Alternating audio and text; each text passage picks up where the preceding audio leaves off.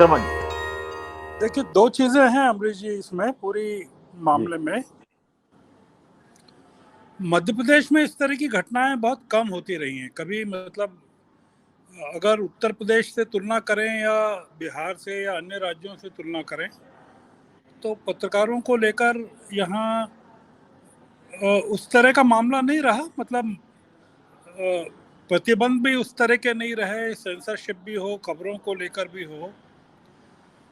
पर अभी क्या हुआ है, पिछले कुछ सालों से ये मामला पूरा बिगड़ गया है और एक निरंकुशता जिसको कहते हैं ना कि वो, उसके दो कारण ये हैं कि एक तो जिस तरह की हुकूमत दिल्ली में है और उनका पत्रकारों और मीडिया के प्रति जो रवैया है, यही जो शिवराज सिंह की हुकूमत थी जब पहले थी 2014 के पहले थी, तब वो इस तरह की चीज़ें मध्य प्रदेश में नहीं होती थी। ये देखा देखी हो रहा है कि उत्तर प्रदेश में जैसे वो कहते हैं बुलडोजर चलवा दूंगा, तो यहाँ भी वो कहते हैं जमीन में गाड़ दूंगा।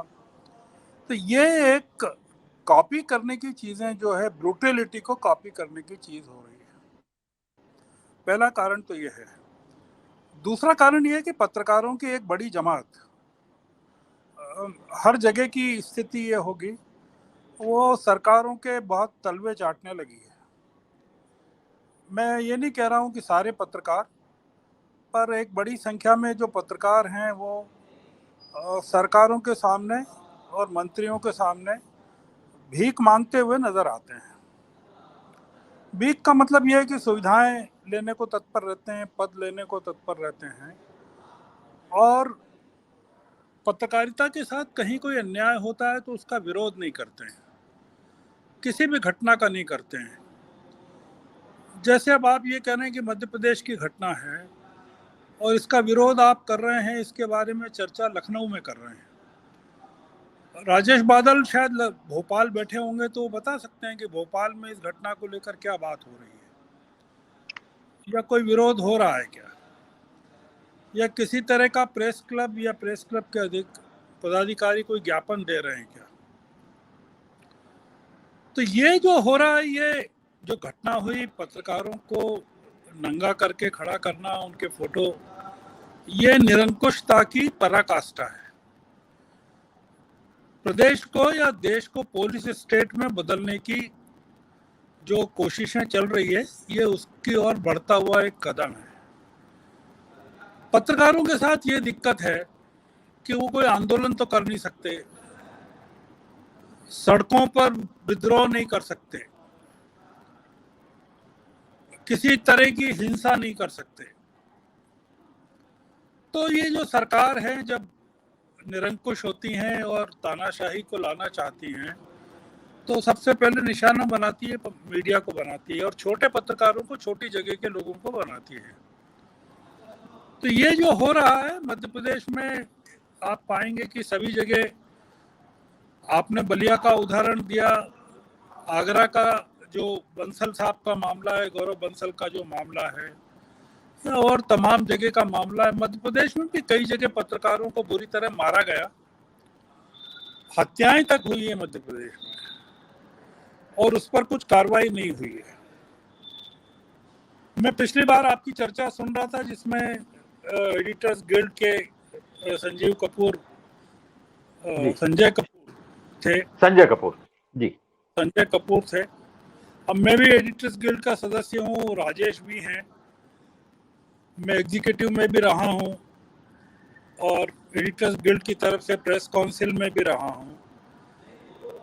संजय कपूर एक चीज कह रहे थे कि मैं इस डिबेट में अपनी व्यक्तिगत हैसियत से बैठा हूँ जी, एडिटर्स गिल्ड को रिप्रेजेंट नहीं कर रहा हूँ। मुझे बहुत आश्चर्य हुआ और बहुत धक्का लगा कि प्रधानमंत्री कहीं जाके बैठ जाएं और कहें कि मैं प्रधानमंत्री की हैसियत से नहीं बोल रहा हूं, मैं नरेंद्र मोदी की हैसियत से बोल रहा हूं। एडिटर्स गिल्ड को हमने क्यों बनाया है?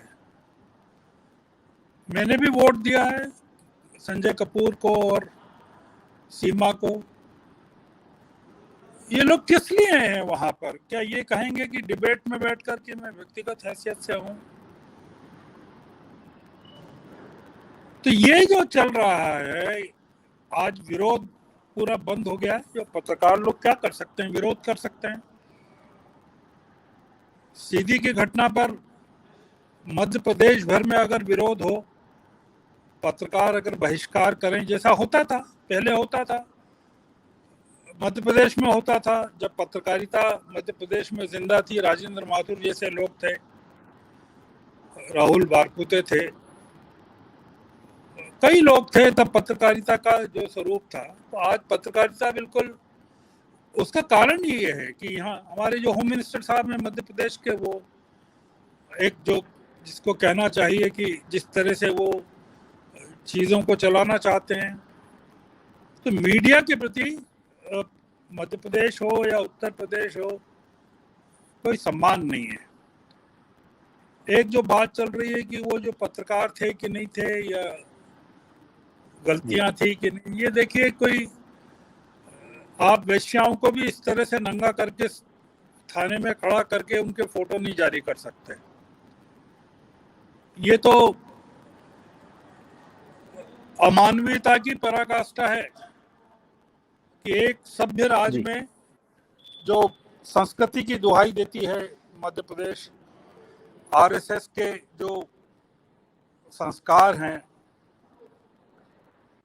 उसमें अगर इस तरह से पत्रकारों को आप खड़ा करके, आप मैसेज क्या दे रहे हैं? मैसेज यही दे रहे हैं ना कि आपको खत्म कर दिया जाएगा।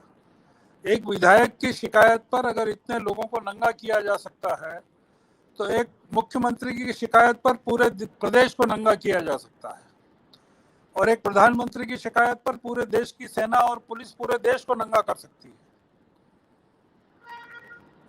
तो ये, और पुलिस वाले उनका वो कैसे कर रहे हैं? उनको किसने अधिकार दिया है ये करने का? और क्या कोई अदालतें इस देश की वो संज्ञान नहीं लेंगी क्या? ये जो शिवन जी, आपका आवाज शायद कट, पत्रकारों के साथ जो अन्याय हो रहा है, पत्रकारिता के साथ जो हो रहा है, वो दुर्भाग्यपूर्ण है। और प्रेस के लोग, मीडिया के लोग कोई आंदोलन तो कर नहीं पाएंगे, उनको विरोध जाहिर करना पड़ेगा। देशव्यापी विरोध नहीं करेंगे तो ये घटनाएं दक्षिण में नहीं होती है अमरीश जी। आपको जी दक्षिण भारत में इस तरह की घटनाएं सुनने को नहीं मिलेंगी। आपको इस तरह की घटनाएं, ये इस तरह के जो राज्य हैं जहां दक्षिण के पत्रकार को तो हमारे यहाँ उत्तर प्रदेश में गिरफ्तार कर लिया गया, केरल के पत्रकार को। जी जी जी। तो इसलिए एक मुद्दा इसमें यह भी निकलता है कि वहां होती नहीं, लेकिन उत्तर प्रदेश में होता है। जी जी। उसमें एक मुद्दा मेरे मन में यह है कि केरल के पत्रकार को गिरफ्तार कर लिया गया है, तो केरल की सरकार ने क्या किया? अभी मैं पढ़ रहा था, कल ही रात को पढ़ रहा था कि किस तरह से रूसी सैनिकों ने कम से कम 10-15 पत्रकारों को, अंतर्राष्ट्रीय ख्याति के पत्रकारों को यूक्रेन में बुरी तरह टॉर्चर किया है, उनको बंधक बनाया है। तो ये तो युद्ध जैसी स्थितियां हैं। अब सामान्य परिस्थितियों में भी युद्ध जैसे माहौल बना रहे हैं और मीडिया को इंटिमिडेट कर रहे हैं, उनको अपना काम करने से रोक रहे हैं। तो रोकेंगे, ठीक है। मध्य प्रदेश में तो सारे अखबारों की आवाज बंद है इस समय अमरीश जी, कोई लिख नहीं रहा है जी। किसी अन्याय के खिलाफ कोई अखबार लिख नहीं रहा है। ये पत्रकारों के खिलाफ भी जो हुआ, आपको किसी अखबार में नहीं मिलेगी ये खबर। तो ये दुर्भाग्यपूर्ण सरकारें इसीलिए तो ताकतवर होती हैं कि आप बहस अमरीश कुमार कर रहे हैं और घटना सीधी में हो रही है, और भोपाल में और इंदौर में उसको लेकर पत्रकारों में कोई बेचैनी नहीं है।